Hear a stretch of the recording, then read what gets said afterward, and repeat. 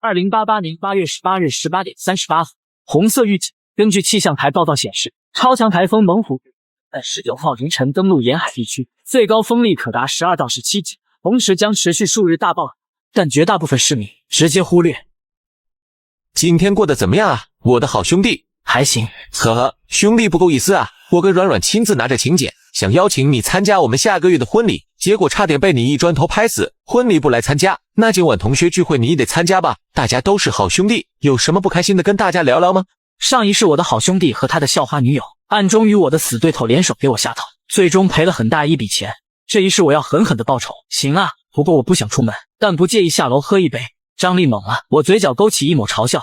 好兄弟，你怕了？张力还没反应过来，电话就被挂断了。他妈的，我会怕他？他这话是什么意思？切，能有什么意思？你真以为他敢跟我们同归于尽？当初张力跑来樱花小区买房，我还借过一笔钱给他。设计我之后，一夜暴富的张力和苏软软一直住在酒店，没回小区住。算了吧，小心玩过火。他现在恨死我们，说不定真会找我们拼命。怕什么？就算曾阿牛现在是一条疯狗，我们这么多人在，真要是伤到老了，陈强他们几个统统给我滚蛋！想到这里，他马上在群里发了一条信息，群里的人都懵了。你家那顶楼住的不是曾阿牛吗？邀请曾阿牛，你特么还真敢啊！你跟苏软软干了什么龌龊事？心里没点逼数？你就不怕曾阿牛拿刀下来拼命吗？这些人无语了，想法有点多，但也不好说出口，毕竟他们自己也不光彩。与此同时，我正往城郊的工业园储仓区赶去，在那里有山姆、开克士、沃尔玛、家乐福等大型超市的储存仓库。台风来了，离原购还远了。凌晨0点整分，17级的超强台风摧枯拉朽，路边的小汽车在大风中宛如树叶般被劈下。天灾降临，全球正式进入灾厄纪元。我趁着台风来袭，进入各大储存仓库疯狂洗劫物资。各大仓库后台监控人员看着莫名消失的物品，纷纷震惊。对于这些我并不理会。收完物资，我挑了一家环境整干净的地方休息。外面台泡了，窗户玻璃响个不停。目前的网络还算正常，网上都是关于此次超强台风的新闻。大树倒塌，大井断裂，豪车被砸，龙卷风撕裂高楼大厦，不会有任何人想这是世界末日的开端。中午12点，此时超强台风下降到5、6级，整个世界只有厚重的暴雨声，黑沉沉的天亮子，人人都在震惊这个太恐怖了吧，这是要世界末日了吗？看网上全国各地好多大楼都倒了，那可是大楼啊，你们敢信？台风小了，我们是不是应该出去抢购物资呀？雨势比昨晚上还猛，绿化带都被淹了，我看还是不要出门吧。我靠，有人转发了朋友圈，有人上传了一条视频，江里浮着几具尸体。我要出门，这几天一直在外面吃席，家里连一根葱都没有。真的是尸体？我的天，太吓人了。这时候，作为群主的伪聚会大妈出面了。网络上未经官方证实的信息都是造谣，是要负法律责任的。我们都是受过高等教育的人，这点道理不用我多讲了吧？我在此告诫各位业主，如果有人胡乱传播谣言，造成民众恐慌，就别怪我不讲情面，到时候直接带着警察上门抓人。居委会大妈这条信息一来，群里立刻安静了下来，殊不知大家将会因此饿死不少人。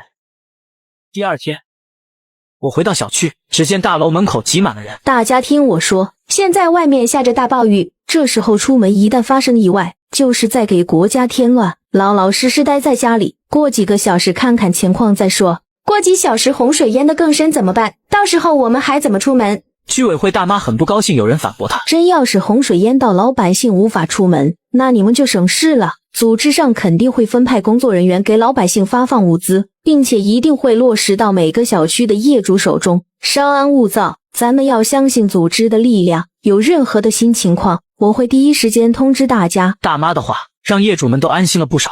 居委会虽然只是一份社区工作，但毕竟得到了组织的认可，自然就镀了一层组织光辉，说话办事便具有3分威信。这居委会大妈真是害人，嗤之以鼻。事实上，这场大暴雨将持续好几天，再过几小时，海水到灌进城市，洪水瞬间淹没2、7、8米深的洪水，老百姓想出门都出不去。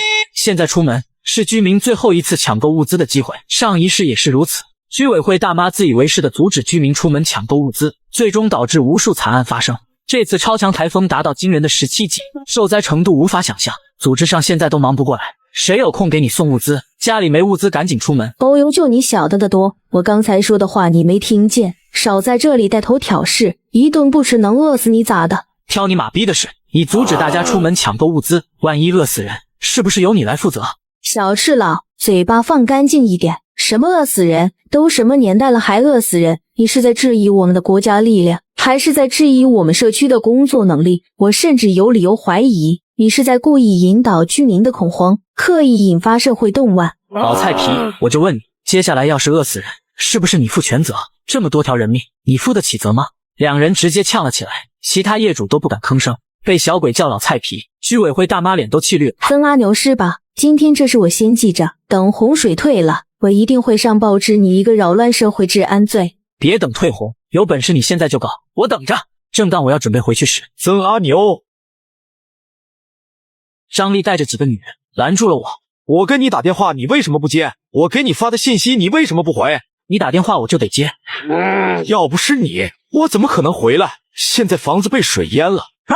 你的房子被水淹了，关我什么事？房子跟你没关系，车子总跟你有关系了吧？100多万的车现在泡在水里。张丽越想越气，房子淹了没什么，大不了重新买家具电器，但刚提1个月的跑车被洪水泡了1天，捞出来也报废了，花的都是我的钱，我都不心疼，你心疼个啥？曾阿牛，那我们的车呢？是啊，要不是你想跟我们喝一杯，我们会开着车跑到这里来。有病吧？是我打电话把你们叫来的，你们是有通讯记录还是有信息记录？拿出来给我看看，谁把你们叫来的？你找谁去？张丽握紧拳头。曾阿牛，车子的事先不提，要不是你说不想出门，但愿意下楼来喝一杯，我能推掉早就订好的餐厅，叫上大伙儿一起跑到这里来。大家现在连个休息的地方都没有，一口水都没得喝，你是不是应该给大家找个地儿？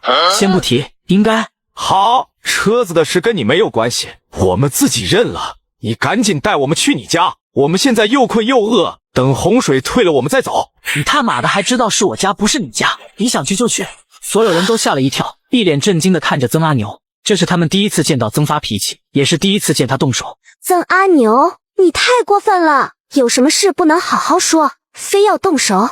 你算哪根葱，竟然觉得有资格来说我？这里谁不知道你是个什么样的货色？我要是你都没脸出门见人。你曾阿牛，这是你他妈自找的，都给我上！我拿你们当兄弟，你们拿我当哈皮是吧？锋利的刀锋在灯光下泛着森冷的寒光。卧槽！冲在最前面的陈强几个吓得掉头跑。怂货！记住哦，我家只收留女人过夜。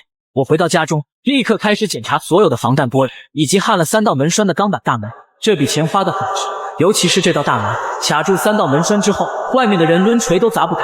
客厅里堆着几10个大纸箱，一一检查。忙完这些，我走到厨房给自己做了一顿丰盛的晚餐。曾阿牛，你能不能让我们去你家休息下？洪水快淹到4楼，我们想来我家，那你做好心理准备了吗？什么心理准备？爬到我面前跪舔，手机里传来忙音，不用猜也知道一定是张丽抢过手机，再摔个稀巴烂。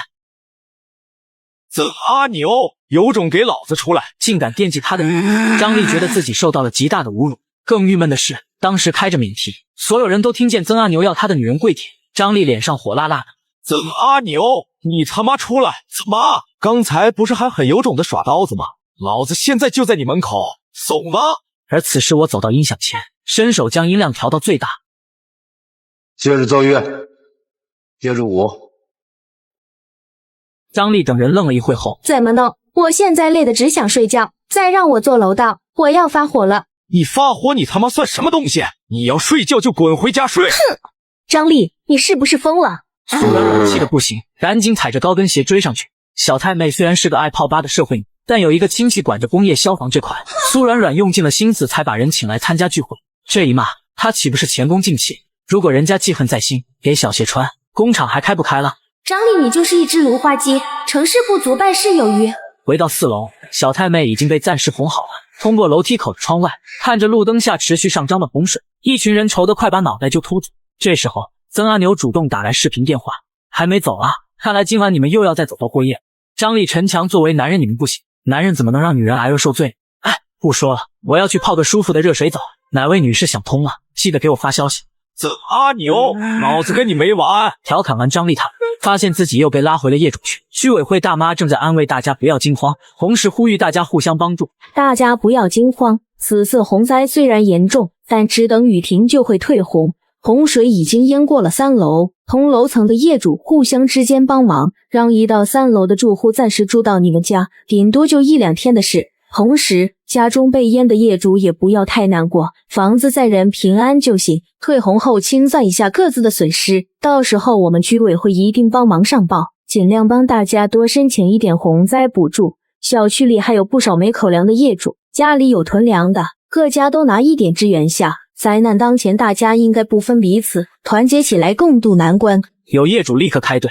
你还好意思说中午的水位还可以出去？是你不让我们出去抢购物资，现在好了，大家都饿肚子。就是那时候出去抢购几袋水饺也能撑几天。妈的，我老婆快生了，家里没鱼没肉，只有几把小菜，一点营养都没有。大妈加重了语气，真是好心当成驴肝肺。我还不是为了你们的安全着想，中午的水位是可以勉强出门，但水面浑浊不清，万一发生意外怎么办？到时候是不是又来怨我们居委会没提醒大家？我在此警告一些人，这时候不准添乱，就按我刚才说的，大家互相帮忙撑过今夜，我相信明天就会有大批物资送到小区。事已至此，所有业主都知道抱怨也余，无家可归的业主开始在群里求助，家里没食物的业主开始在群里借粮。楼上的兄弟，谁家方便借住1晚？谁家有余粮，我出钱买。大群弹出一条条信息，很快积累到99家。对此我无奈的摇摇头。居委会大妈不忘点名曾阿牛。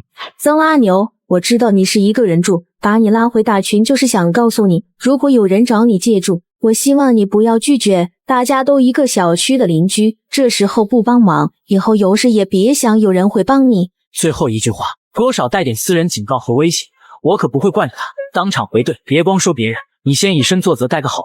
大家都知道你儿女在国外工作，家里就你和老爸，想必不会拒绝同栋受灾邻居的求助吧？住在10栋的居委会大妈，这会儿她刚刚才以老伴身体不适为由，拒绝了2户因水灾无家可归的居民。这小赤老诚心跟我过不去，还用得着你来提醒？要不是我老伴儿得了重感冒会传染，我早就把1到3层的邻居全部接到家里来。那还真是巧，我懒得搭理这个虚伪的老菜皮，平时占着自己有居委会的身份，谁家的便宜没占过。随手打开21栋的业主群，想看一眼这些人都在聊什么，结果看到了张丽的求助信息。各位，我是101的业主张丽，谁家方便借宿？家里最好有多余的食物，我们已经1天没进食了。不好意思，我刚答应了102的业主。我答应了2楼的业主。101的张丽，昨天晚上是你家在开趴，你们那么多人，谁家住得下？兄弟不好意思了，你们人多，我家也没什么吃的，帮不上忙。张丽等了半天，没有一个人愿意伸出援手。各位，我也知道我们人多，不让大家白帮忙，3000块1晚上怎么样？饭菜另外付钱，明天救援队来了我们就走。搞笑，这里的业主谁差你这3000，还是没人愿意。张丽只能加钱。你们人有那么多，会搞得家里乱七八糟，还是算了吧。张丽说了很多好话，还是得不到任何回应。此时大家还挤在4楼的楼道，一个个都在看着他。他看得出来，陈强等人心里已经对他不满了。如果这点小事都摆不平，简直就是丢他这个老板面子。张丽咬咬牙，不得不再次提高报酬。15000，饭菜按人头算，1人500，有啥吃啥，1人1碗鸡蛋都行。重金之下，必有人心动。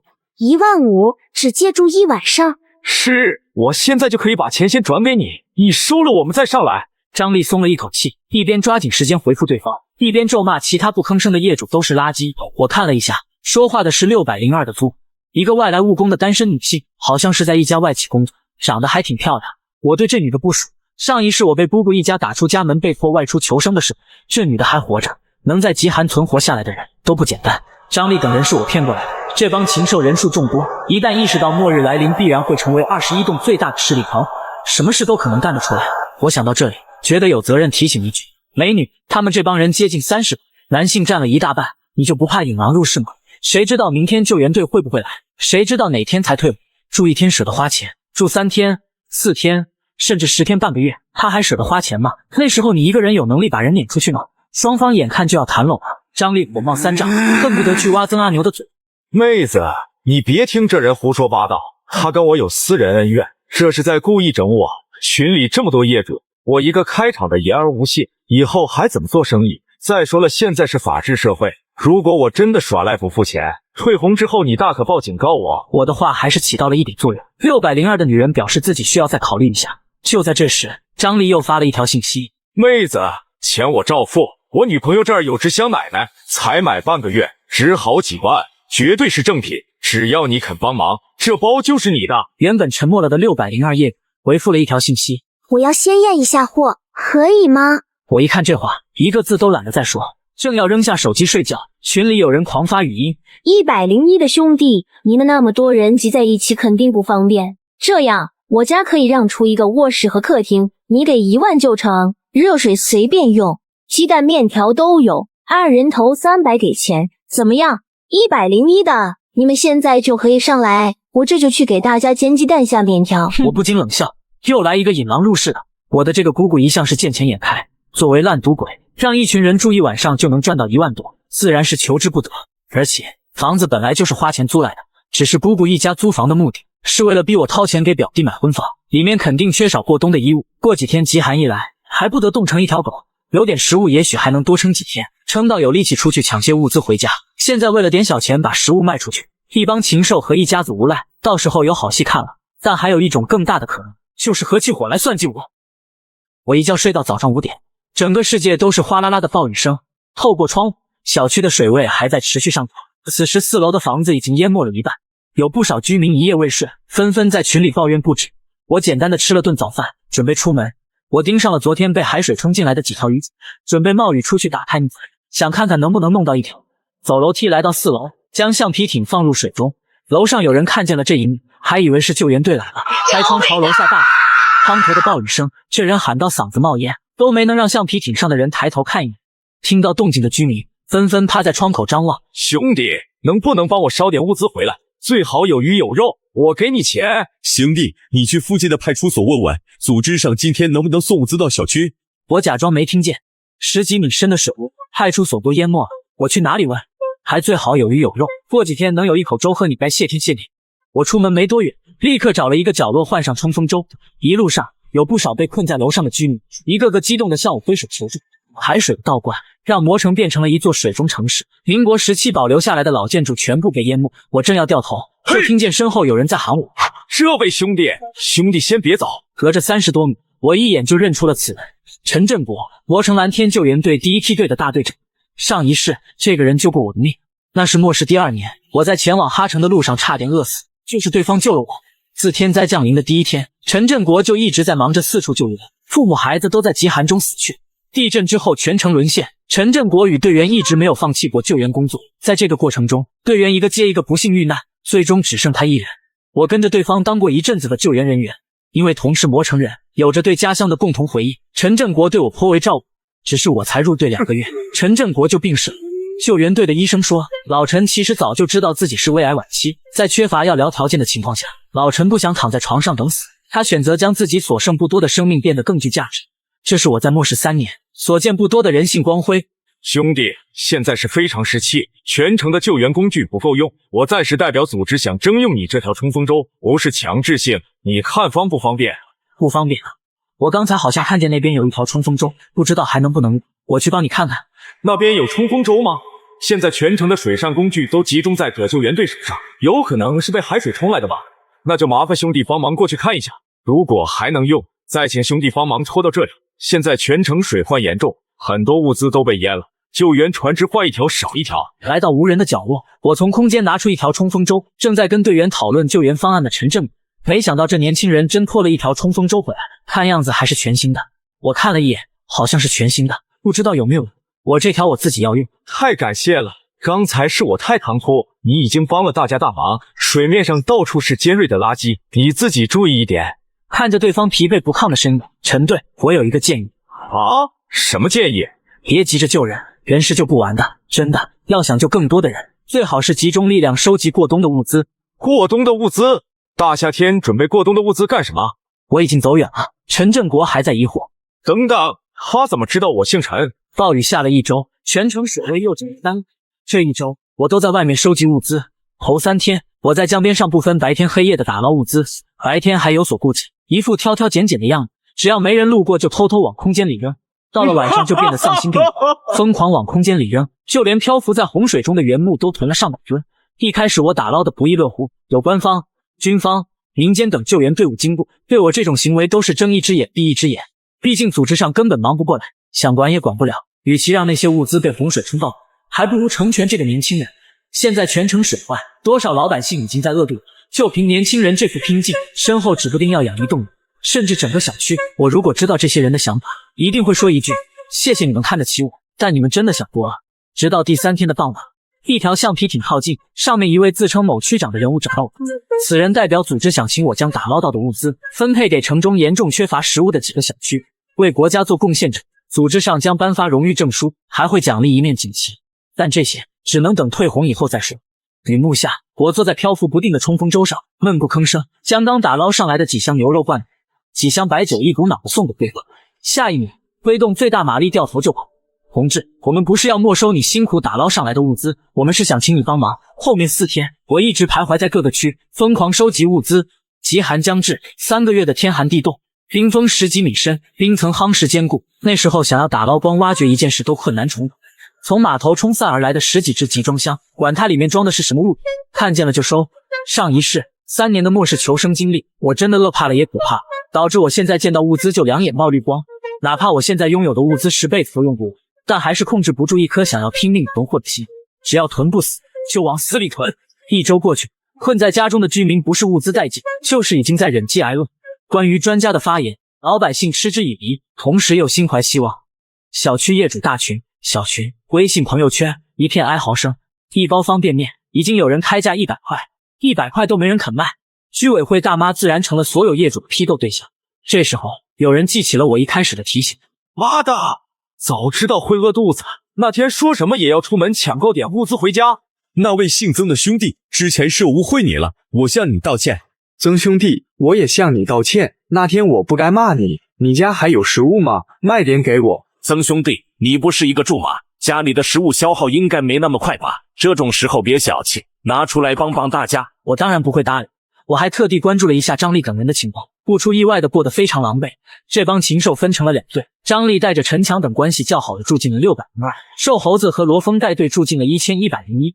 602的那名女租还有我的姑姑家，2家本来就没囤多少食物，3顿饭就被这群人吃个精光。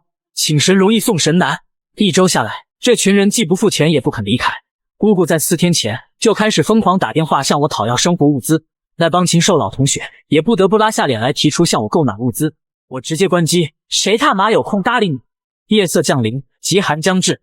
入睡之前，在窗口赏了一会儿雨，迷迷糊糊中，我被冻醒了。我从床上坐起来，立刻感觉到刺骨的寒冷，寒潮透过建筑物，轻易的入侵到了室内，空气冷得跟刀子似的。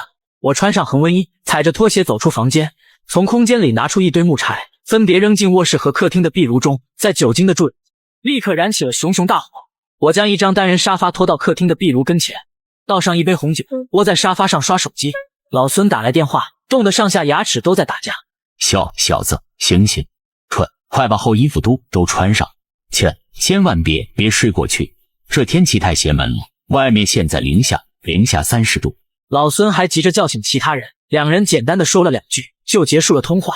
我觉得自己已经铁石心肠，但老孙能在第一时间想到我，内心还是有点感动。零下30度，滴水成冰，突然出现50几度的温差，已经让人措手不及。但气温每分钟都在下降，随着时间的推移，在天亮的时候气温将达到零下70度。冰河世界，8月飞霜，极端的低温天气导致全球10几亿人被活活冻死。洪水过后，极寒降临，整座城市的上空突然飘起了漫天大雪。不一会儿的功夫，整个小区的居民都被冻醒，或是被人叫醒。但这里是南方，往年最冷的冬天也不过零下10度，家里都没有厚衣。最惨的还要数张丽一帮人和住在我姑姑家的瘦猴子等人，他们人多，食物早就吃完了。此时我姑姑跟瘦猴子等人正在密谋怎么从我手里获得物资。与此同时，张丽也在厚着脸皮问曾阿牛讨要物资。我将各种美食摆满整个桌子，拍了张照片发过去。看见曾阿牛发来的照片，一个个都忍不住吞咽口水。张总，快叫他把食物送下来，我们上去拿出也行。对，还是上去拿更好，顺便多拿点食物，还有衣服、被子。张总，你快告诉他，我们现在就上去。你觉得他会让我们进门吗？闻言，所有人一愣，刚才被照片上的美食冲昏了头脑，竟然忘了他们对曾阿牛做过什么事。只有602的业主杨思田和小太妹一脸懵逼。你们跟那个曾阿牛到底发生了什么事？再大的矛盾，他也不至于不管你们的死活吧？所有人都不吭声。张力不想让外人知道自己的不光彩的一面，继续给曾阿牛发信息。食物的诱惑让他变得非常迫切。曾阿牛，我知道你心里有怨气，但我们也罪不至死吧？我们这么多人真的快要饿死冻死了，你不能见死不救。我也想帮忙，但你们那么多张嘴，我是真的无能为力啊。另一边一群人差点没扑出来，从11楼到23楼，原本只需要几分钟的楼梯，他们足足爬了1个小时。寒风无孔不入，刮在脸上，刮在脚上，跟刀子割肉一样痛苦。看到曾阿牛家的大门，一个个激动的红了眼眶。过了半分钟，屋里传来动静，有脚步声靠近大门，众人情不自禁地闭住呼吸，时刻准备以最快的速度冲进去。但大门并没有如他们期盼一样打开。谁呀？曾阿牛，是我是姑姑。有事？你先把门开开，让我们一家进屋说话行吗？不行，有话就说，有屁快放。被无情的拒绝了，一群人都急了。如果曾阿牛拒绝帮助，他们真的会饿死。不，被饿死前他们会被活活冻死。阿牛，你开门，我们一家已经好几天没吃过任何东西了，出租屋里连一件厚衣服都没有。你把门打开，借我们一身冬衣，再借我们一点食物。我背靠墙壁，左手拿着热气腾腾的鸡腿，右手拿着手机，咔嚓给鸡腿拍张特写，发给某人，这才搭理堵在门外的人。冬衣我自己要穿，食物我自己都不够吃，物资是不可能给你们的。这话让门外的人心都悬到了嗓子眼。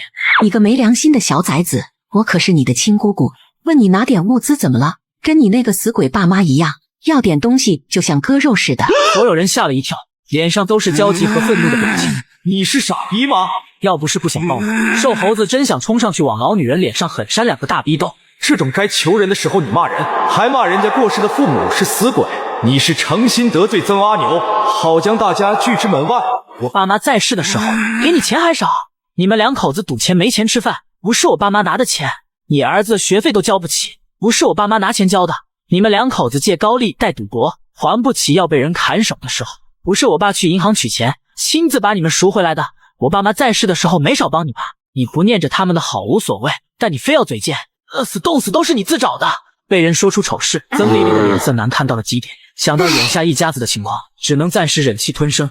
小兔崽子真是没大没小，爹妈死的早没家教，等我冲进你家拿到了物资，看我怎么骂死你。阿牛，刚才是姑姑说错了话，一直以来都是姑姑不对，我心里其实一直记得你爸妈的好，如果不是你爸妈，我跟你姑父早就被那些放高利的砍断手指，你表弟也不可能有书读，这些我都知道，我一直记在心底呢。真的，阿牛，我知道这些年我们闹得有点不愉快，你觉得我这个姑姑老惦记你的钱，但你误会了，你真的误会了，我可是你的亲姑姑，我能害你吗？我总找你要钱，还不是想帮你存起来，我是担心你太年轻，花钱没个度，万一把家底都挥霍光了，我怎么对得起你9泉之下的父母？这么说我还要谢谢你吗？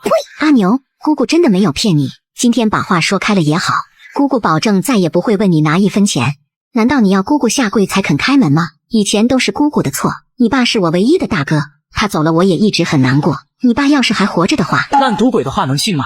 我不禁冷笑，上一世我就见识了这一家子的真实面具，为了把房子和物资占为己有，下手的时候一个比一个心狠手辣。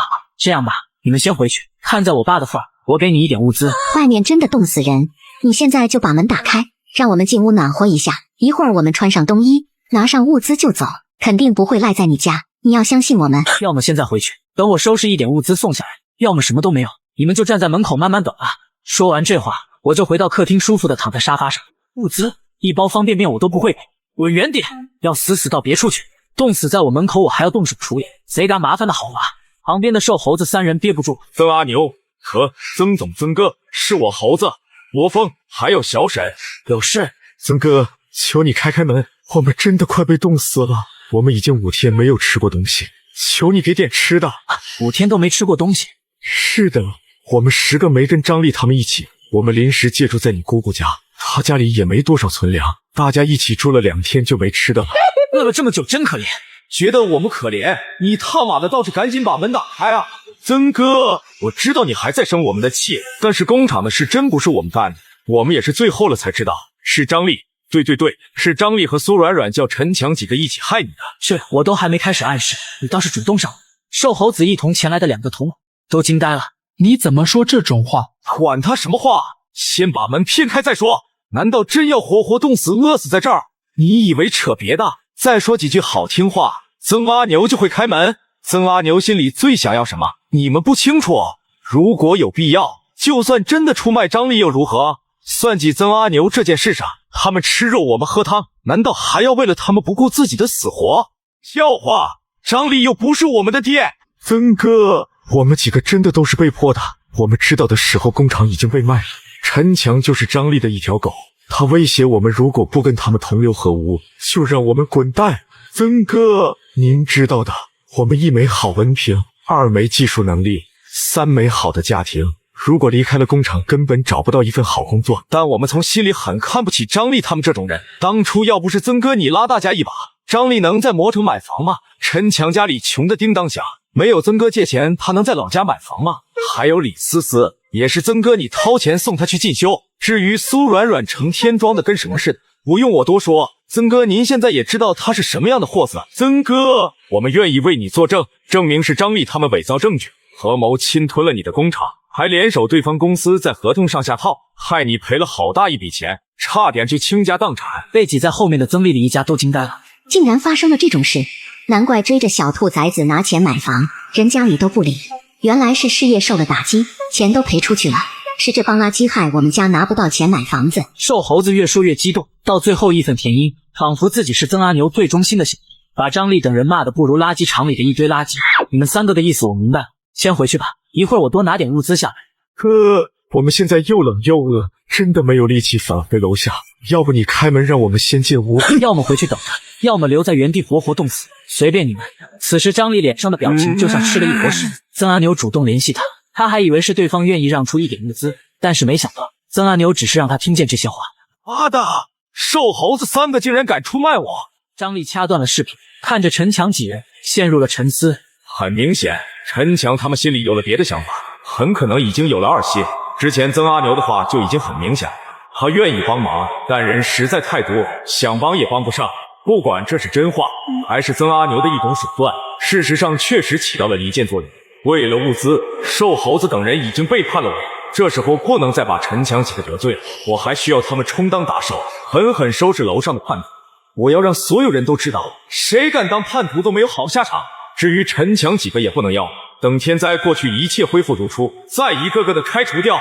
也许这就是曾阿牛最想看到的一幕，让我们一帮人狗咬狗。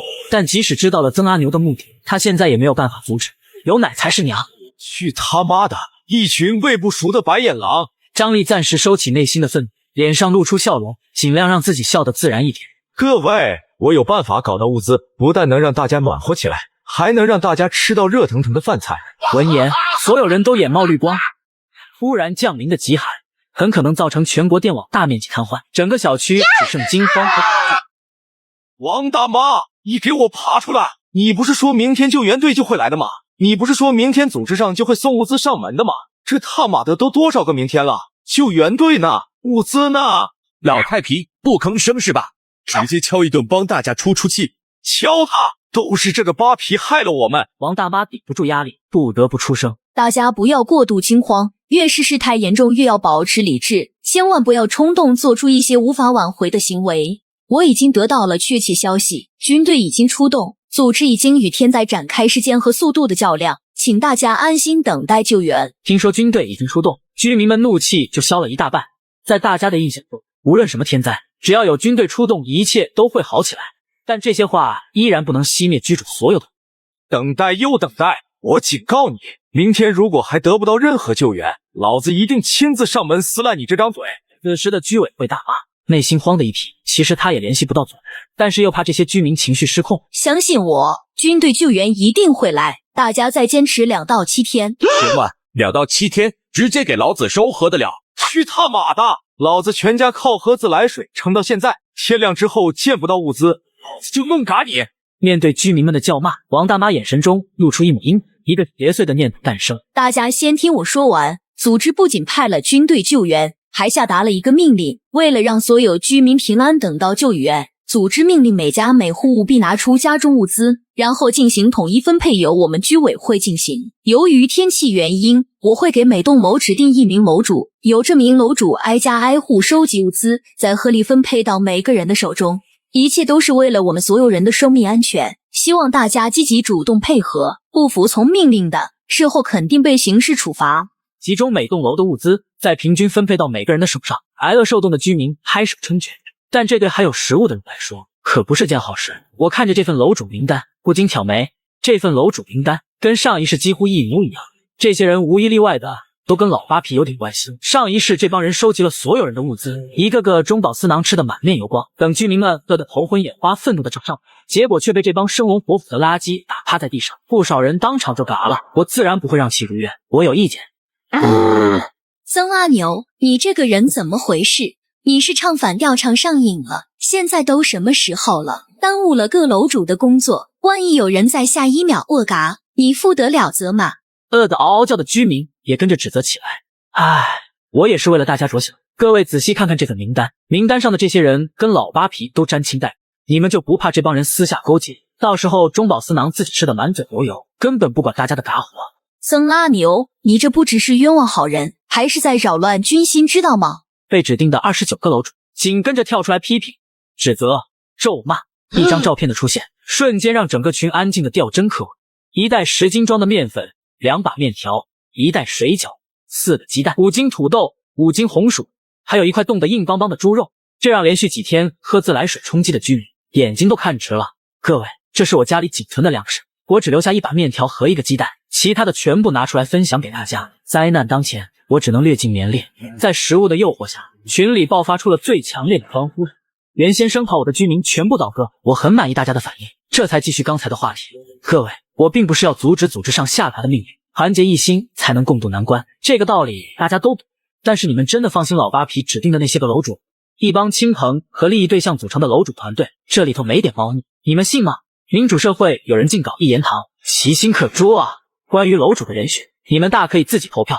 还有，你们不觉得奇怪吗？小区业主居委会成员又不止老太婆一个，5到11个人的班子，怎么就只有他才能跟组织上联系得上？你们自己品，细品，居委会大妈以及29个指定的楼主，此刻脸比锅底还黑。小赤佬诚心跟我们过不去，挡人钱财如同嘎人父母，这个仇他们记下了。的这一手操作简单有效，原本对指定楼主没意见的居民，现在都持反对意见。要我说，咱们的楼主就让阿牛兄弟担任。我自然不会当什么楼主，舒舒服服过自己的小日子不香吗？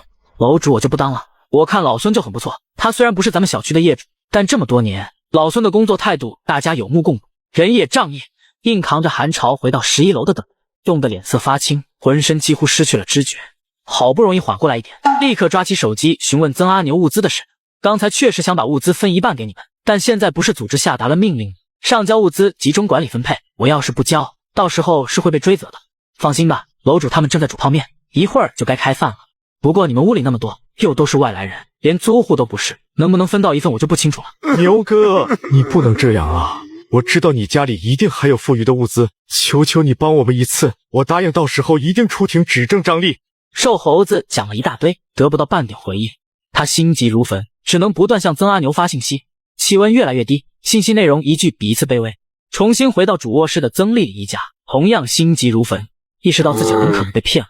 曾阿牛根本就没想过要给物资，只是不想有人死在他家门口。面对死亡的恐慌，情绪崩溃之下，他一巴掌扇在未来儿媳妇的脸上。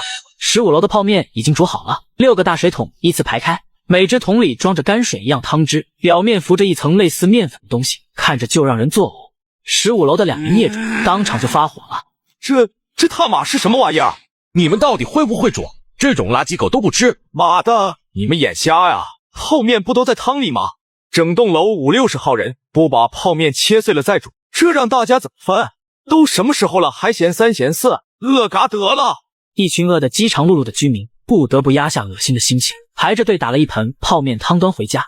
而代表张丽等人过来领泡面的苏软软2妹子此时傻眼了。不是按人头分配吗？怎么只有这一点？我们屋里还有10几个人呢。是按人头分配呀，物业名单上登记多少人，我就分多少份。这怎么能行？就算我们不是小区的业主，你们也不能直接不管我们吧？难道不在物业名单上的人就只能活活饿嘎？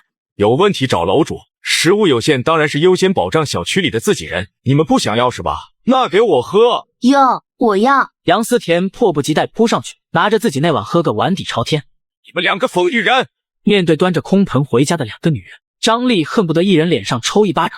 你们要怪也怪不到我头上，份额又不是按人头分的。物业有小区居民名单，我喝的是属于我自己那份。这一下子，饥寒交迫的一群人全都瞪向苏软软，愤怒的眼神像刀子似的，恨不得将他捅砸在地上。急什么？别忘了我们的计划。一碗破汤有什么可计较的？搬进有壁炉的房子，吃一碗鸡蛋面它不香吗？你最好能让曾阿牛乖乖开门，如果做不到，就别怪我们不讲情面。送到原地跺脚的杨思甜冷眼旁观这群人，嘴角扯出一抹嘲讽，转身回到自己的房间，立刻把门反锁，拿出手机从群里找到曾阿牛的微信，发了一个好友申请。与此同时，我正在厨房做着水果捞，一个自称602杨思甜的女人申请加我好友，我同意了好友申请，这才去看苏软软的信息。这是准备骗我打开大门了吗？阿牛，我们谈一谈吧。放心，我现在一个人在房间里，没跟他们一起。听着苏软软动到颤抖的声音，连称呼都变了。话说以前怎么没觉得这个称呼这么恶心啊？不方便。不方便？你现在在做什么？我拍了一张水果捞的照片发过去，便不再搭理。谁啊？是我，软软。不认识，滚远点。拿上自己的笔记本，插上耳机，隔断气波舍的敲门声以及声声哀求。这女人有毒，谎话连篇。要不是带着重生的记忆，我肯定早就心软把人放进来了。上一世，苏软软骗我在一张白纸上签名，然后与张丽狼狈为奸，侵吞了我的工厂。事后竟然没有一丝愧疚。末世3年再相遇，张丽陈强几个抢走我唯一的一块面包，还对我一顿拳打脚踢。苏软软就在旁边看着，冷漠的眼神仿佛在看一条丧家之犬。也怪我自己三观跟着五官走，从大学见到苏软软的第一眼，就被她女神级别的脸蛋和身材深深吸引。漂亮的女人很多，身材好的女人也很多，但拥有天使面孔魔鬼身体的女人真不多。我心肠又软，在恋爱的过程中被苏软软算得上百依百顺，生活中出手也大方，经常送些衣服、包包、首饰，有空就带她去国内外旅游，每年给她家人发的红包都超过10万。可惜她的家人要求高，要求赠送2套价值200万以上的房屋，一套给她父母，一套给她弟弟。俗话说，在京都别比官大，在磨城别比钱多。像我这种有一套固定房产，一家规模一般的工厂，在富豪扎堆的磨城真算不上什么有钱人。工厂每年的收入确实足够我躺平，但也仅仅只是躺平，成不了超级大富豪。几年下来，除去维持工厂正常周转的资金，手里的存款也就1000来万，也就比普通人好那么一点。我也曾想过跟苏软软求婚，但每次一想起她的吸血鬼家人，就立刻打消了求婚的想法。尤其是当苏软软向我提出卖掉父母留给我的这套房产，购买别墅接她家人一起住的时候，我内心就有了分手的念头。或许是看出我有分手的意思，害怕鸡飞蛋打的苏软软才会独注一掷选择背叛。3天过去，千盼万盼的居民还是没有盼来救援人员的身影。更糟糕的是，受到极寒天气的影响，电力系统和燃气管道出现严重故障，城市开始出现断电现象，连燃气都点不着。大雪封城，此时气温已达到-70度，全城已经断电，艰难的生存环境影响不到我。我在空间里囤了发电机，囤了燃油，随时可以取出来使用。但我觉得还不到时候，想要在残酷的末世下生存，凡事当谋定而后动，绝不能因为大意步入危险当中。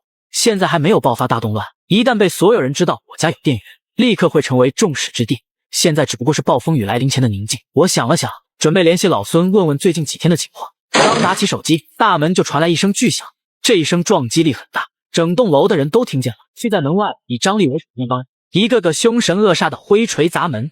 只是不管他们怎么砸，除了出现一些凹陷，整个大门纹丝不动。他们懵了。曾阿牛，现在大家都知道了你私藏大量物资的事情，只要你肯主动交出所有物资，我们绝不会再为难你。我走到门口，通过猫眼一看，那帮禽兽差不多都来了。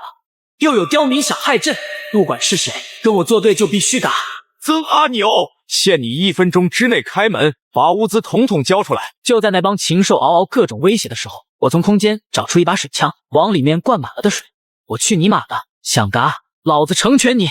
我将枪管插进猫眼的孔洞，扣动扳机。下一秒，门外立刻传来几个人的惨叫声。-70度的气温，水接触到皮肤的一瞬间，就像被人拿着刀子在凌迟。被这一幕吓到了的张力打起了退堂鼓。曾阿牛，老子一定会打断你的四肢，把你丢到外面活活冻嘎。尽管来，看看到底是谁先死。回到客厅，我开始思考，这帮禽兽只是乌合之众，想要瓦解，只需要像喂狗一样的丢块肉，我才舍不得浪费1粒2人。但是已经闹掰的2伙人怎么突然就联合在一起了？这是有点蹊跷，有可能张力的背后还有一大神。我很快想到了办法，拨打老孙的手机，发现对方竟然关机了。老孙出事了，还是说老孙也加入了对方的阵营？就在这时，门外传来老孙的声音：“哎呀，你没事吧？”我吃不准老孙的身份，这一次我没有打开大门。我来到玄关，从猫眼里只看到老孙一个人。没事，你没事就好。老孙见曾阿牛没有开门，也理解对方现在的心情。这2天我就觉得有点不对劲，我发现有人在私底下拉帮结派，暗中联系一些业主，也不知道要对付谁。我本想再调查清楚一点，没想到你的仇人就找上来了。你的手机是怎么回事？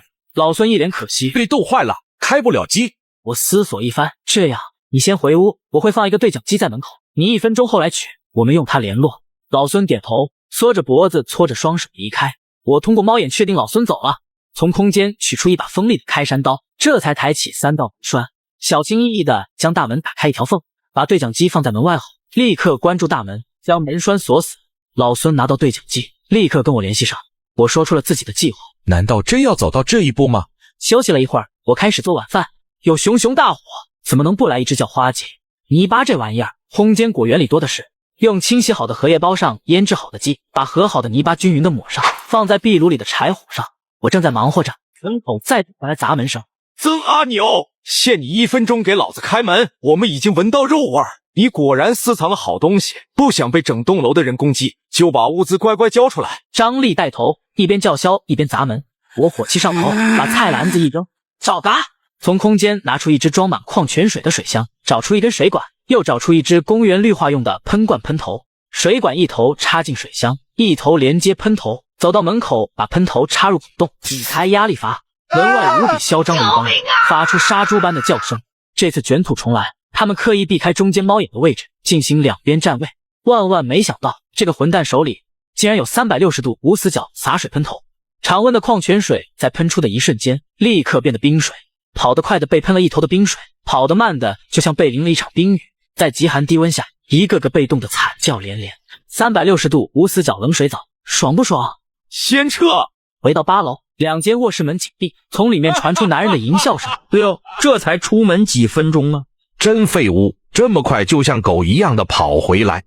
他不废物，能把女人送给咱队长玩。哈哈，主动给自己戴绿帽子，我还真是第一次见。呵呵，还别说，那个女人真是个极品，看得我心痒痒。急什么？等队长再晚2天，肯定会让咱们玩。张丽脸色铁青，觉得受到了莫大的屈辱。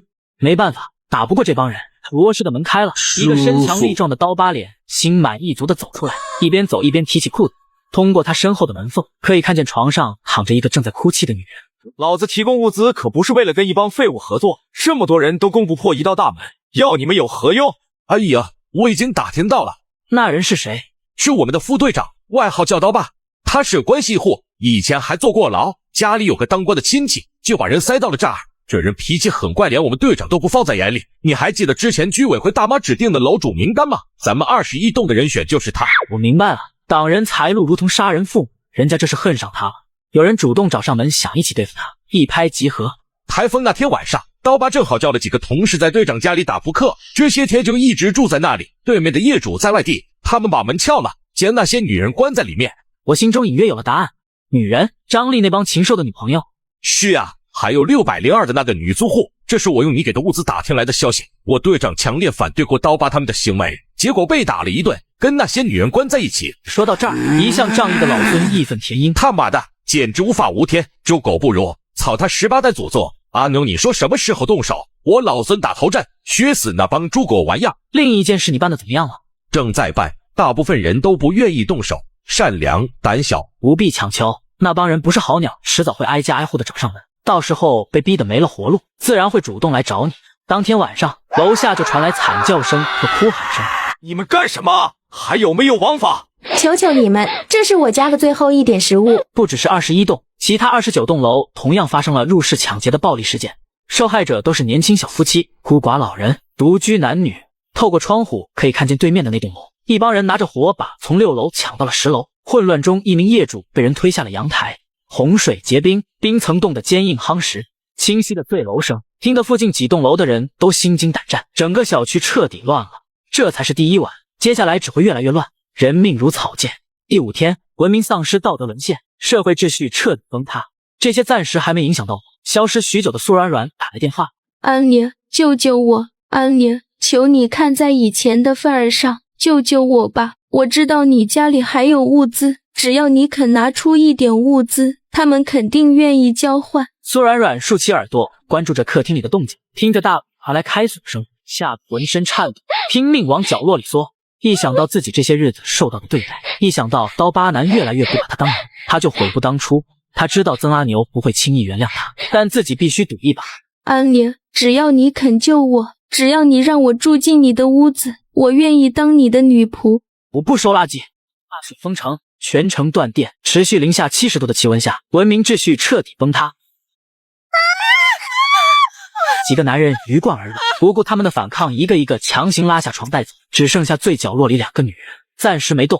刀疤脸一双眼睛贪婪打量着2个女人的脸蛋。小丫，再等3天，3天你舅舅还不出现，你们2个就乖乖让老子骑，否则照样拉你们出去卖钱。房间门重新被锁住，再次逃过一劫的2个女人抱头痛哭，但又不敢哭出声，只能捂嘴哭泣。杨思甜不禁回忆起曾阿牛当时的提醒，引狼入室，悔不当初。我想现在只有一个人能救我们。我拿着望远镜，清楚地看见张丽等人带着一群女人走进了第10栋居民楼。开门的是居委会王大妈，双方在门口交谈了2句。紧接着，一个肥头大耳的男人走出来，递上一包方便面，从几个女人中挑了一个袋子。苏软软和李思思也在这群女人里面，曾经的一个校花一个班花，现在变得邋遢又憔悴，脸上还有明显的伤痕，我差点都没认出来。有因必有果，现在被当成一件货物拿出去交换物资，这叫活该。我内心平静无波，对此没有产生丝毫的同情。倒是王大妈有点意思，我原本以为王大妈一把年纪早就被冻嘎恶嘎，没想到人家不但没嘎，看起来还挺滋润，还干起了劳保，服气。果然人不要脸皮则无敌。但是第10栋怎么会有这么多人有物资？物资多到拿出来买肉票，我隐隐有种不安，总觉得有人正在酝酿一场更大的阴谋。沉了，之前这些人还不同意，不是舍不得房子，就是担心这个担心那个，现在意识到自己和家人的处境，都同意听你的安排，只是他们有一个条件，希望你能提供物资。当然前提是听话，我已经受够了这帮禽兽的骚扰，时间拖得越久，等这帮禽兽收集到了更丰富的物资，情况只会对我更不利，我需要养一帮自己的势力进行对抗。凌晨2点，我左手开山刀，右手大电棍，为了以防万一，我还在前胸和背后都塞了一块钢板，腰带上还挂了一把斧子，全副武装走出大门。阿牛，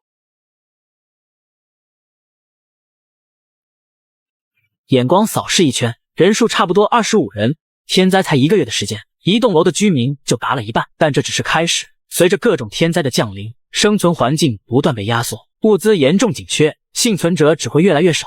但先吃点东西再说。包不大，物资也不多，只够大家今晚这一顿，但对于几天没吃饭的人来说，已经是一件很幸福事。人都到齐了吗？没有，还有2户没来，其中一个守着父母的遗体不肯离开，另一户可能是害怕刀疤报复。无所谓，胆子这么小能成什么事？来了也是浪费食物。废话我就不多说了，现在什么情况你们自己深有体会，愿意听话，物资管够。曾阿牛，你让我们听话，其实是你想把我们当炮灰吧？不然呢？我又不是你爹妈，白给你们物资。刀疤那帮禽兽现在不缺物资，迟早会控制整个楼的人。想想他们手上那些女人的下场，你们的老婆孩子有命活吗？听到这里，这些男人都倒吸了一口凉气。这些人本来就有求生欲望，心里有顾虑很正常，不干也是嘎，拼一把还能机会活命。拼了！见这群人下定了决心，我将老孙叫出门外，语重心长地嘱咐他，别傻乎乎地冲最前面，在后面帮我监督就行，不然老孙这人本来就仗义，肯定不愿意躲在后头，让这些人冲在前面挨刀。但是老孙啊，你就没想过那帮邻居的父母真正死因？为了儿孙把自己活活恶嘎人的老人肯定有，但更多的恐怕是被他们给恶嘎的吧。但老孙这人一根筋，说了他也不会信。10分钟后，空无一人的8楼，所有人在老孙的指示下分成2队，堵在2道大门前。队长，开开门。谁呀？我发现有人偷偷跑出去了，很可能是曾阿牛那个混蛋。在这末世之中，人类仅存的善良都将消失殆尽。李四儿，你个王八蛋！队长呢？队长现在在哪里？屋里很快亮起了手电。老孙先发制人，一直处于紧张害怕的一群居民见老孙这么凶猛，突然有了胆，纷纷加入战场。操！我倒要看看是谁他妈吃了雄心豹子胆，敢跑到老子这儿找嘎！刀疤拿着一柄锤子从主卧室走出来，上一秒还一脸凶残，下一秒就愣住了。靠！哪里来的这么多人？刀疤，你个王八蛋！队长呢？把队长交出来！旁边的卧室里也冲出几人，把客厅砍翻的一群居民立刻举刀掉头。一时间，10栋楼的喊打喊杀声、男人的惨叫声和女人的惊叫声响起一片。王八蛋，抢老娘的食物还抢老娘的东西，去嘎吧！等杨思甜带着小太妹跑出来的时候，脸上身上都是血渍。我没想到2个女人简直居然自己砍出一条血路。根据原定计划，偷袭时间定为3分钟，无论结局都不能恋战。我看着手表，时间一到，立刻喊撤。曾阿牛，我操你妈！怎么还要打？老孙等人立刻停下脚步，人人紧握菜刀，一脸凶神恶煞地盯着张丽。张丽一看，瞬间吓得双腿打颤，夹起尾巴逃到屋内，把大门紧紧关上，连一句狠话都说不出来。滚出这栋大楼！天亮之后还敢留在这？杀！杀光你们这群禽兽！阿基，畜生，你们都不得好嘎！赶紧滚蛋，不然就砍嘎你们！回到家里，躺在沙发上休息。此时敲门声响起，我通过猫眼看见老孙独自一人，这才开大门。据老孙汇报，这次动手伤了2个，伤的不重，就是这天气不包扎的话可能会嘎。我刚才一直在督战，不管是出于报仇心理，还是单纯的为了表现，受伤的2个的确冲得很猛。第一次见血，还是应该拿出一点药品。有了药品，没有后顾之忧的炮灰们下次才会冲得更猛。我回到房间，从空间取出一个急救包，只剩1包药了，先用着。明天我出去找找，就算现在楼下的人算是一伙了，但也不能暴露我拥有大量药品的秘密。你先把药送下去，再把其他人都叫上来，我有事情安排。老孙走了之后，我从空间取出几块铁板、发电机、柴油、零件、电焊等工具。等楼下传来杂乱的又假装自己从天台回来。所有人看着地上的工具都惊呆了。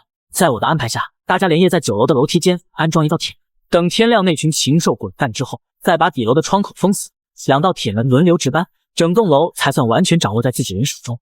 天刚亮，在老孙的凶残威胁下，刀疤这帮禽兽如丧家之犬被赶出大楼。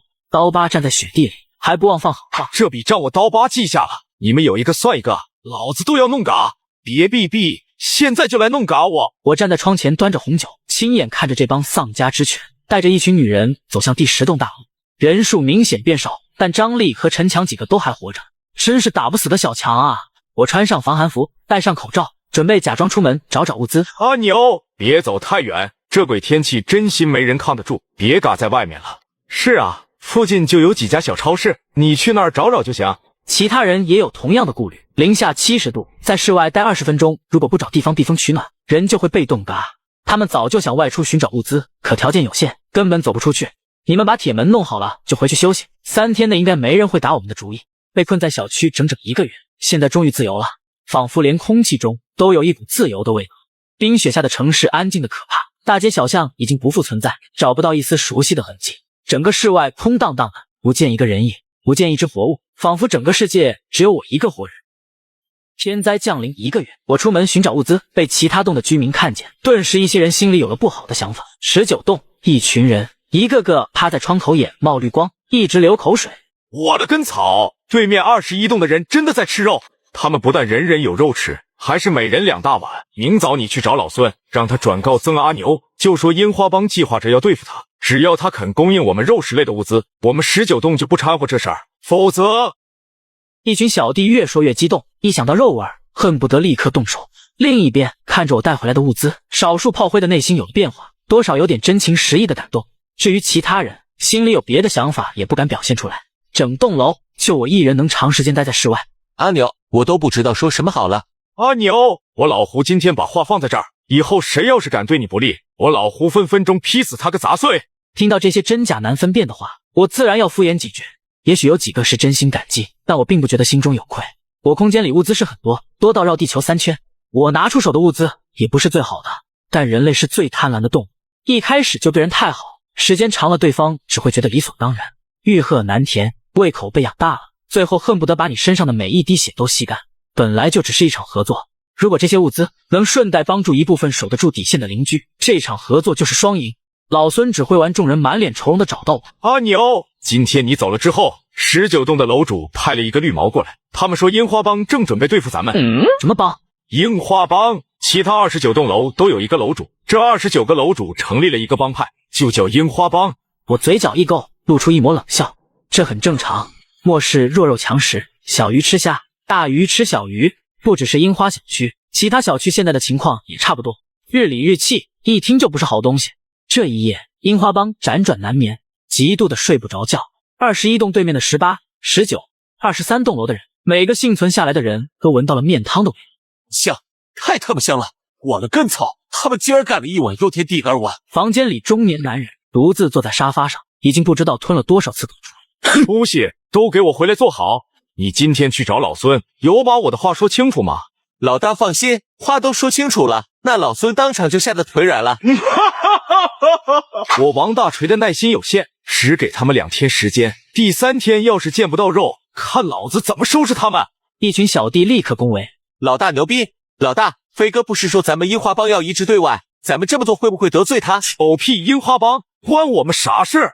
樱花帮要是每天能供应我们10斤肉，那自然可以一致对外，但他啥也给不了，成天就知道放屁。只要咱们兄弟有肉吃有酒喝，管他们怎么狗咬狗，我王大锤绝不当炮灰。众小弟纷纷竖起大拇指，老大威武，老大英明。众小弟一想到有肉吃，兴奋的嗷嗷叫。只有坐在最外围的光头，眼神中透着浓浓的鄙视，默默的盘算起来。从这晚开始，21栋方向每晚都有食物的香气飘散，风雪很大，被风吹散的香气让整个小区的人都闻到了。这21栋的人日子过得太他妈滋润了，不能忍！把曾阿牛叫下来回话。大子门突然打开，老孙带着一群人冲了出来，他们的动作十分迅猛，冲出来咔咔一阵乱砍，麻溜砍完就冲回室内。大铁门一关，只留下倒在雪地中的4人。你们！大铁门内熊熊燃烧的火焰将整个室内温度都拉高了，温暖，除了温暖还是温暖。刚刚干完架的一帮邻居围坐在火堆前继续烤土豆、烤红薯，幸福感爆棚。老孙，我听说牛哥找到了一批菌种，咱们是不是很快就有新鲜的蘑菇吃了？这绝对是让所有人无比兴奋的大好消息。大家一脸期盼地注视着老孙，老孙的心猛地一跳。这些人几天前还只想有一口吃的就行，昨天不过是阿牛随狗提了一句菌种的事，还都惦记上了。阿牛说的对，狗不能喂得太饱。老孙摆出一副严肃的态度。大家别想了，菌种弄回来也要24小时保持一定的温度才会生长，也不是1天就能养成。阿牛光弄这些原木回来就费了很大力气。众人一听也是这样道理，他们现在确实拥有不少木柴，可取暖做饭都是不小消耗。10栋楼的楼下乌泱泱的站了上百人的小弟，这些小弟各自为营，手里握着武器，彼此拉开距离，彼此时刻防备。楼里传来脚步声，王大锤最先走出来。老大，谈的怎么样？谈个屁！一群没屁眼的家伙让咱们当炮灰呢。他们不想自己动手，只想让咱们上。回去再说。绿帽呢？那边怎么回答的？什么时候开始给咱们供应物资？闻言，光头等小弟的脸色都很不好。王大锤看着地上的4具昆体，先是一脸震惊，然后怒不可遏。我的根草，连我的人都敢嘎，他们是在找打！妈的，一个不给老子脸，老子的人说砍就砍，一个拿老子当炮灰，想让老子带人去送嘎，都不拿老子当人是吧？老大，咱们是外来人，樱花帮肯定想拿咱们当炮灰，但21栋也许还有合作的余地。你什么意思？绿毛的性格你是知道的，成天就知道嘚瑟，天上地上他绿毛最大，指不定他在人家面前说了什么难听的话，人家忍无可忍才动手。那又怎么样？被樱花帮盯上的一群弱鸡，老子愿意看在物资的份上不掺和此事，少一个敌人，他们就该偷着乐了。再难听的话都该给老子受着。光头无语了，不禁怀疑跟着这种自大狂真的有活路吗？光头，这次你带人去，限他们立刻交出1000斤木柴和10斤肉，没有肉就交30斤粮食代替，否则老子为了自己活下去，也要朝他们下手。光头带着2人下楼，为了不落个绿毛的下场，刻意在距离大铁门10米远的地方停下脚步，态度上也很客气。老四，我们楼主有事找曾阿牛谈。我呸！你算什么东西？你们楼主又算什么东西？阿牛是你们这些杂碎想见就见的。光头内心愤怒至极，但是一想到绿帽几个的下场，顿时就瘪了。老孙，你怕是还不知道，樱花帮的人，樱花帮算个鸟，他们不也是一群等嘎的可怜虫？不过还是可以给你们一个机会，想要物资就送上投名状。光头刚进门就挨了一耳光。你是不是憨皮？一个瘸子面前你怂成那样，敢骂我们不如狗，你特么就不会拿刀冲上去捅嘎的？老大，打人不打脸，下辈子注意点。你嘎了老大！极寒降临，所有人都在窥探我的物资。曾阿牛，把物资交出来！曾阿牛，国家兴亡，匹夫有责，拒绝为国家做贡献，你就是国家的罪人。这老菜皮还没死呢。我扯开窗帘，打开一扇小窗，底下乌泱泱的一堆乞丐正举着武器耀武扬威，嚣张的不得了。我从空间拿出一台喷洒机以及一只巨容量的塑料储水罐，5吨重的矿泉水，等到了极热时期能卖出天价，真是便宜了这群垃圾。拉出伸缩喷头，伸出小窗，对准底下乌泱泱的人群，毫不犹豫地按下开关。冰冷的雨水淋到头上、脸上、身上，40-50个暴徒开始惨叫着爆头四处逃窜，只有不到1/10的人捡回了一条小命。玩喇叭听声音大，是吧？很快，以樱花小区为中心的方圆2公里的幸存者同时听到有人讲话：樱花帮的垃圾们，给老子听好了，收起你们那虚伪的嘴脸，不想答就给老子夹起尾巴做狗。一首凉凉送给你们。我将月色为你思念盛放，化作顺利和迎着我。石洞1101室。疯子！曾阿牛绝对是个疯子！在场众人面如死灰，震惊的表情下掩盖不了深深的恐惧。在场的谁手上没沾几条命，但跟曾阿牛这个疯批比起来，简直是小巫见大巫。代替王大锤成为新楼主的光头，此时一脸呆滞。回想起老孙的话，他开始琢磨用谁的性命当投名状，偷偷打量面前的这帮头目，目光在帮主万宝杰和刀疤二人身上扫来扫去。而21栋这边刚刚还被吓得腿软的居民，现在劫后余生，腰板都挺直了，有2个更是眉飞色舞，完全处在兴奋状态。老孙不动声色地瞥了2人一眼：你们先不忙，撤回楼上，继续守在这里，我去找下阿牛，看看他有什么安排。这帮邻居怎么样？目前我能确定2人，之前就觉得这2人不踏实，想着人家本来就是奔着物资来的，大家都是一条命，耍点心眼儿很正常。但今天不能留了。话罢，我带着老孙下楼。小黄、小沈，你们2个过来一下，我有任务交给你们去办。2人没有产生丝毫怀疑，在所有人羡慕的目光下，喜滋滋的离开位置。结果才刚靠近，火堆前的炮灰邻居被震惊到了，下一秒立刻作鸟兽散，神色紧张地盯着曾阿牛和老孙2人。在老孙的一通解释之下，一群炮灰邻居打了个激灵。事实上，刚才在大批暴徒的暴力威胁下，他们每个人都曾想过开门投降，没有人想答。强烈的恐惧之下，做出任何行为都不奇怪。那也不用嘎了他们吧，可以把他们赶出去，任其自生自灭。赶出去？他们能去哪儿？樱花帮知道了门上安装电压的秘密，下次来犯还会上当吗？只有嘎了才能保守秘密。闻言，炮灰邻居都不敢吭声。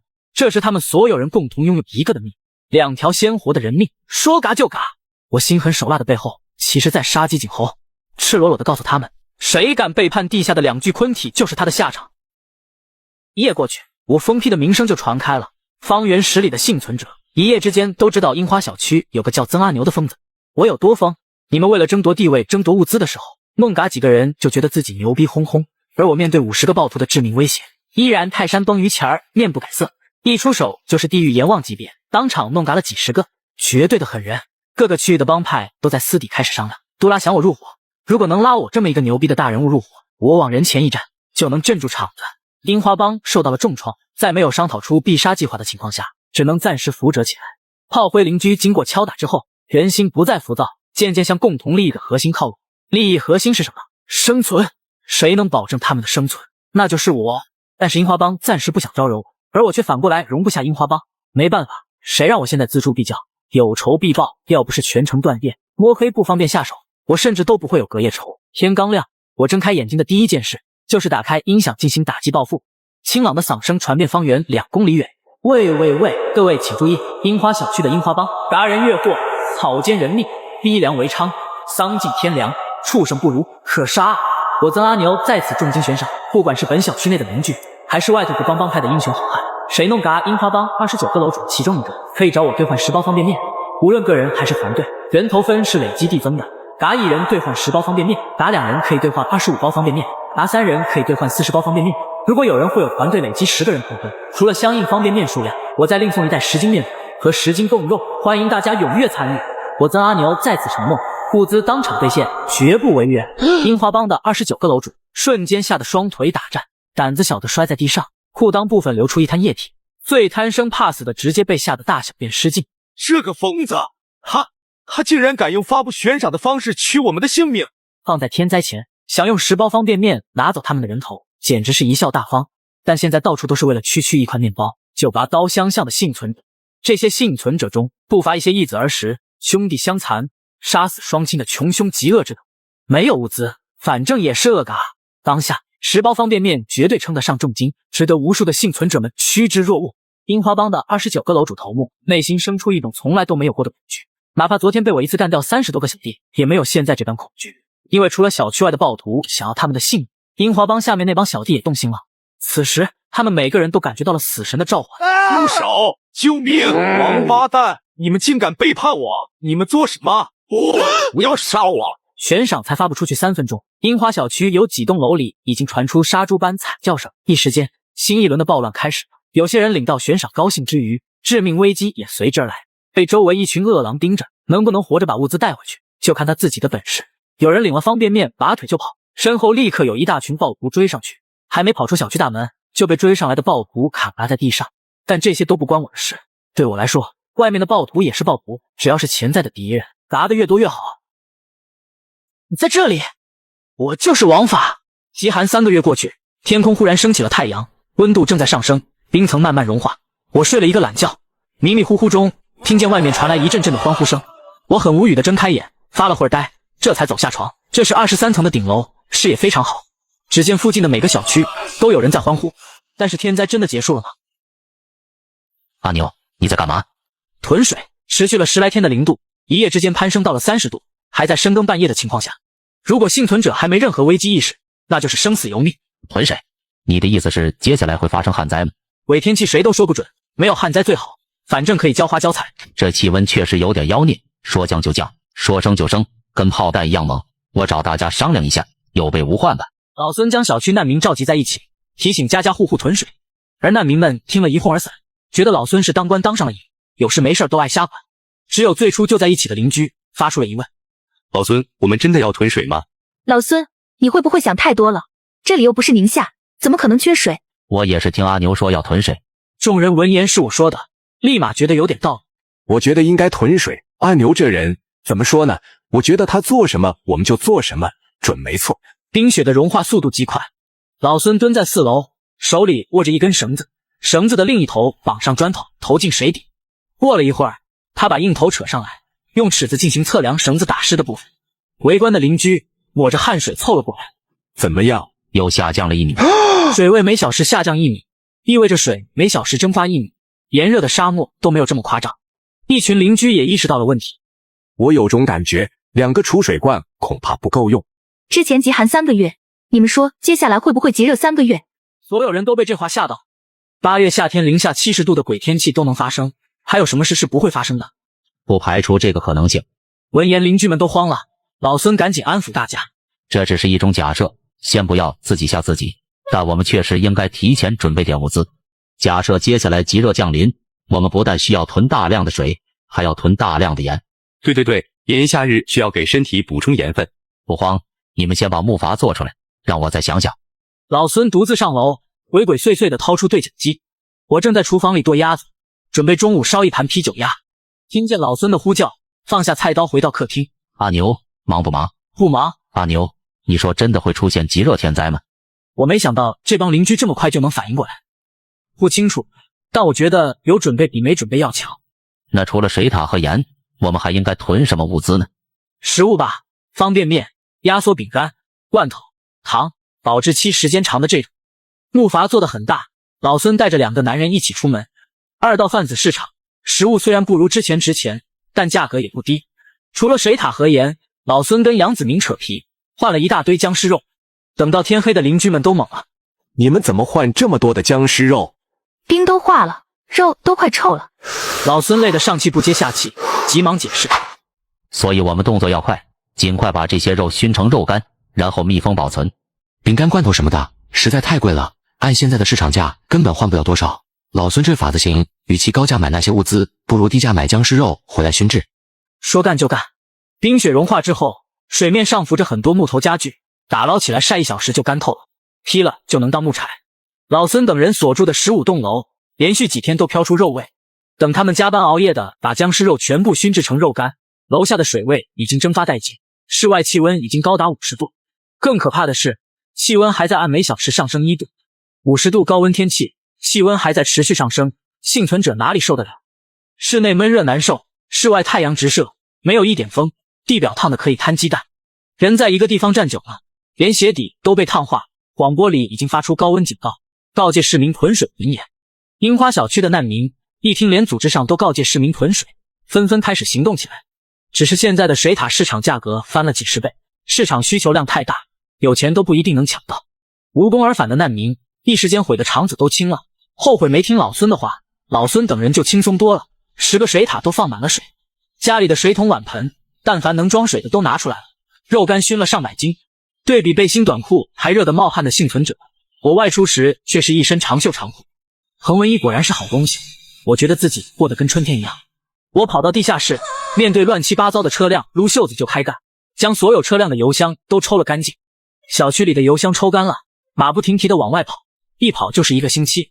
趁着没有管，除了路上的废车，一个区的几10家加油站全被我一个人抽干。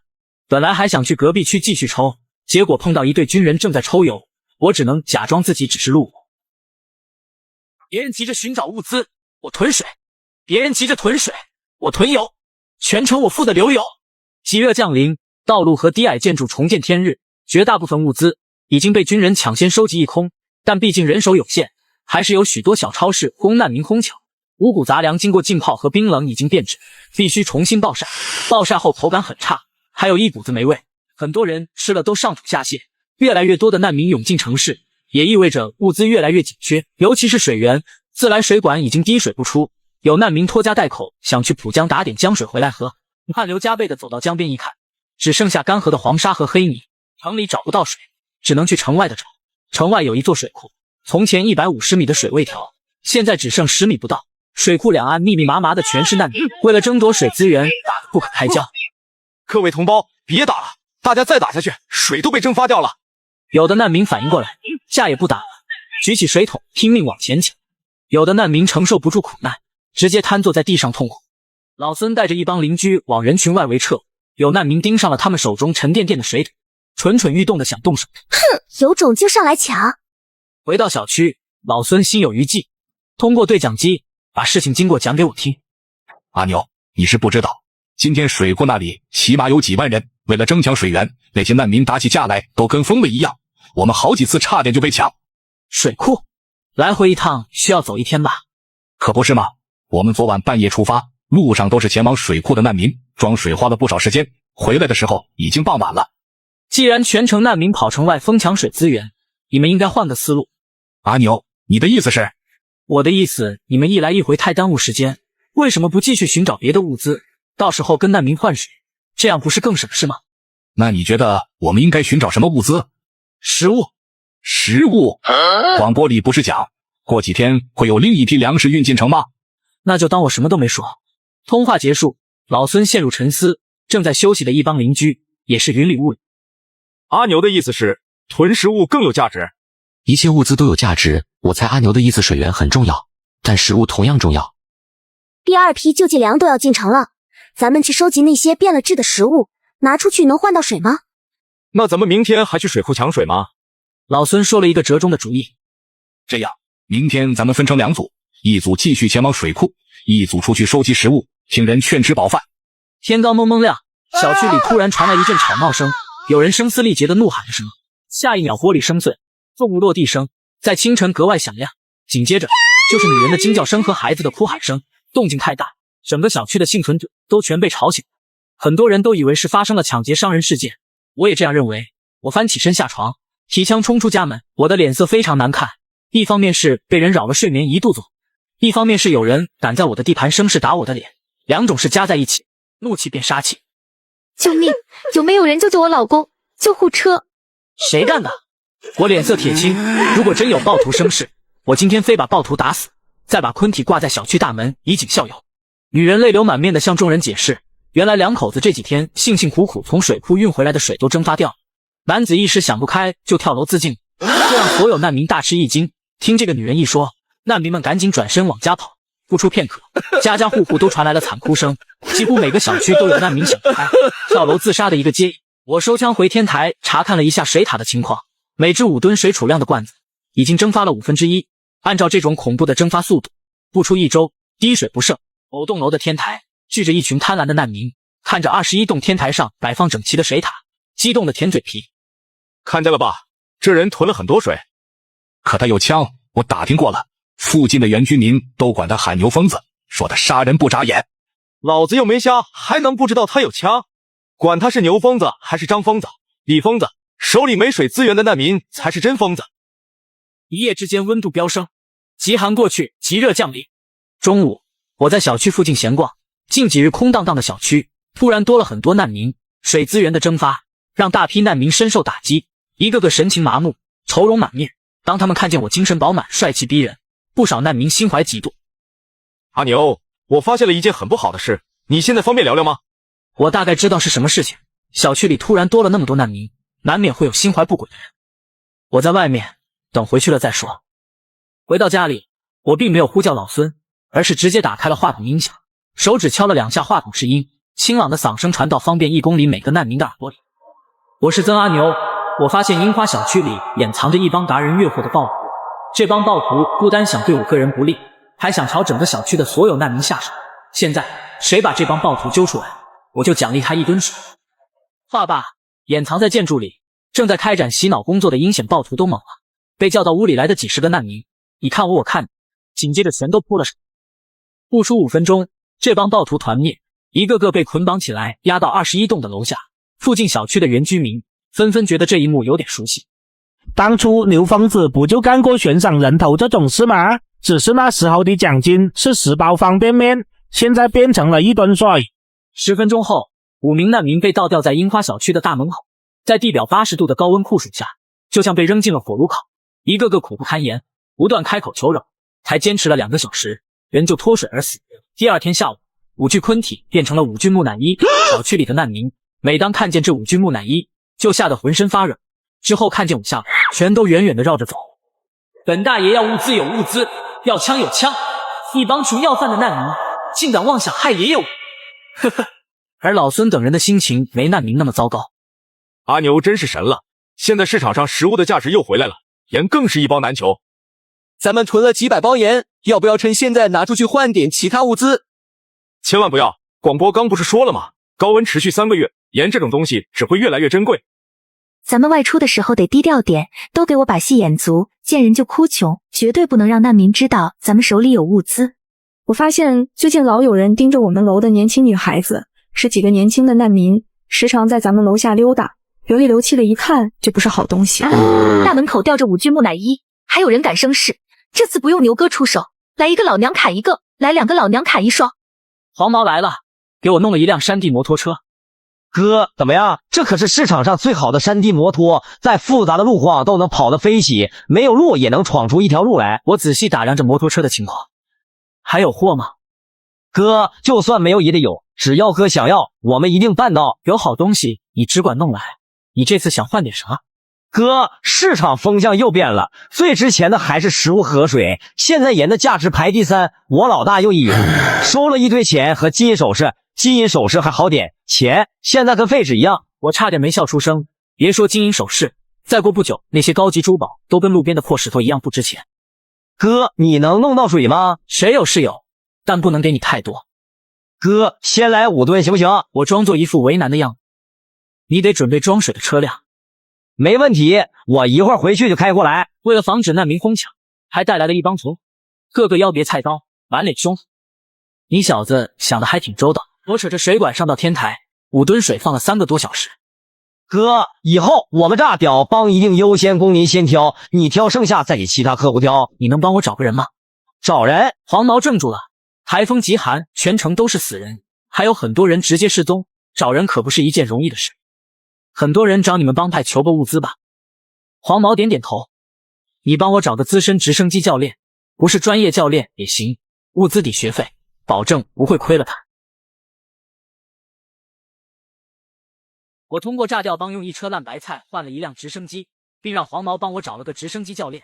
通过介绍得知，大爷以前是位军人，在部队开过轰炸机，退伍后又在民航开飞机。与大爷商量好物资抵学费，明早我家集合。我连夜出城，找到一座荒无人烟的平地停放直升机，第二天早上，我刚刚吃好早饭，楼下就传来摩托车的喇叭声。走到窗口往下看，果然是白大爷来了。我们骑着山地摩托车出城，路上有难民冲上来想抢，白大爷的直接反应是劝退。白大爷震惊了一下，回头看了一眼躺在地上的死者，什么话都没说。文明崩塌，道德沦丧，老实人被逼成了恶人，恶人变得更恶，连装着救济粮的军车在城外都差点被劫，早就不是从前的太平盛世。麻烦您把摩托车藏起来，我去看看直升机还在不在。我来到一处空地，确定四处无人，才从空间掏出直升机放在平地上。打从坐上飞机的那一刻，白大爷整个人的精神面貌都变了，自信、从容、得心应手，仿佛这不是一架直升机，只是一件儿童玩具而已。走，带你飞一圈。之后的几天，我们一起早出晚归。我本以为自已经够低调，但没想到还是引起了一群人的注意。隔着老远就看见平地上站着一群难民，看见直升机靠近，一群难民嚣张地挥舞着菜刀棒子。我正想跟副驾驶白大爷换个位置，打算摸枪来个狠，就见树林中走出一小队军，真枪实弹的军人一出现，难民立刻变得冷实起来。牛先生您好，我姓何，叫何有光，我们想征用您的直升机，不是强制性的，不知道你方不方便？不方便。牛先生，事情是这样的，我们有一个小队去杭城运水，原定3日归，但现在已经过去了5天，我们想借你的直升机尽快查明真实情况，以便接下来的行动。磨城到杭城高速只需要2个半小时不到，就算天灾下道路受损，一来一回顶多1天。难道是出现了黑恶团伙，势力还不小的那种？路上不太平。台风后海水倒灌城市，萧山监狱的狱长反应快，第一时间打开了所有牢房，成功逃出来的犯人，一部分死在极寒，一部分失踪，还有一部分占山为王。我是很不想借，这玩意儿我就一架，损坏了怎么办？但是看着这群华国铁骨铮铮的军人，莫是如此艰难，这群军人的亲人也许已经在天灾中死去，又或者是失踪，但他们仍然坚守在自己的岗位上。那个，你们开走吧，记得还给我就行。感谢，太感谢您了。您放心，3天之内我一定如期将飞机归还。3天过去，我连直升机的影子都没看见，何营长和白大爷仿佛失踪了一般。我坐不住了，跑到组织临时安置点去打听。我刚走进去，就见2名医护人员抬着一具昆体从面前走过。这里除了在天灾中受伤的幸存者，还躺着无数热射病患者。极热之内，尸体不及时处理，瘟疫也会随之而来。小龙班长，你们营长还没回来吗？我们也是刚收到消息，何营长他们被那帮匪徒给扣起来了。我勒个擦！啥玩意儿？不是只借直升机飞一圈打探情况吗？在天上飞还能被扣起来？刘先生，我来不及跟你解释，我们得马上前往千岛湖营救我们的营长和其他兄弟。带我一个，人被扣起来了，我的直升机岂不是同样落入匪徒手中？岂有此理！那可是我用1车烂白菜换来的唯一一架直升机。我用1车白菜换的直升飞机被人霸占，我一怒之下带领3亿个小弟直捣黄龙，有暴徒冲上来拦车，小龙子弹上膛，想要开枪警告，我直接一个加速。你干什么？省点子弹吧，警告有效的话，运粮的军车就不会在进城的路上被抢了。他也许只是想问咱们要点水喝。哦，那你们有水给他喝吗？你给一个难民水喝，就会有无数的难民涌上来求水喝。你要是拿不出来，连自己的小命都保不住。小龙不禁吞了一下口水。我这绝不是危言耸听，这该死的天灾，秩序已经彻底崩坏，人们为了活着已经不顾一切，而这只是开始。接下来的路上，同样的情况发生了好几次，无一例外，全部被撞。通往杭城的高速不仅有难民拦路，还有占山为王的匪徒私自设卡，非法索要物资。守在这里的10几名匪徒，老远就看见霸道的卡马兹把贪婪写到了脸上，开枪。不行，我们没有多少子弹，交过路费吧，我们带了物资。我偷偷从空间拿出一把 AK， 用我的速度，你觉得这帮垃圾是稀罕你那些物资，还是更稀罕这辆车？小龙被点醒，二话不说接枪上膛。滚回去告诉你们的头儿，狗眼睁大眼，再敢拦老子的车，老子连你们老巢一锅端掉。剩下的匪徒四处逃窜，几分钟的时间，我们就将收费站里的物资收集一空。土豆、大饼、发霉的面包、发霉的馒头各几十斤，都是匪徒从难民手中弄来，还有2桶水，水质很差，还有一股难闻的味道，但已经是最珍贵的水源了。士兵们看着越聚越多的难民，只拿走了1桶水。我们一走，眼冒绿光的难民直接冲上去哄抢，刀棍齐出。小龙坐在车里，通过后视镜看见为了哄抢物资而大打出手的难民，心里不是滋味。他觉得自己是好心办了坏事。不到200公里的路程，我们总共遇到了10几只匪徒设下的卡点，有的难民交了物资走人，拿不出物资的难民只能可怜停留在原地。